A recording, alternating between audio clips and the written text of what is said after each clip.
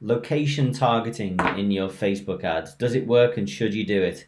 Short answer is yeah, but if you are anything like this lady here, Jen, you may get the occasional result that looks a bit weird, and that's to be expected, and it's nothing to stress about. For example, she was running ads in New York. They were doing a radius that covered Brooklyn, Long Island, but they got a lead from Chicago.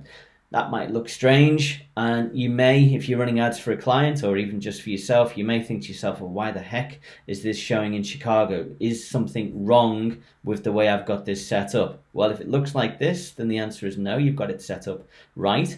Where it says people living in this location, I'm going to explain why that is a little bit misleading. So, this lead from Chicago, profile says she's from New York, but she clearly lives in Chicago. Why is that happening? Well, you'd think when you chose from these three options or four options, people living in this location, people whose home is within the selected area, you'd think that was fairly clear. But remember, this is Facebook, and Facebook isn't perfect. Very few systems are, if any. What does this actually mean? People who live in this location, people whose current city from their Facebook profile. So you remember how this lead was, their profile said that they were from New York, so their current Facebook profile is within that location. So that's a factor that is valid from this people who live in this location category.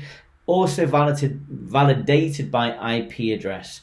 Now that could mean that this person who actually lives in Chicago, they've got on their Facebook profile, I live in New York City. So there's that Facebook takes into account. And they may work in New York City. They may spend 90% of their time in New York City, but they've got a family home in Chicago and their family lives in Chicago. This is all just, made up, but typical, can happen quite a lot, where, maybe they fly in every day. Maybe they fly in on a Monday, stay there all the week, and then fly home on the Friday. All of these things are in play.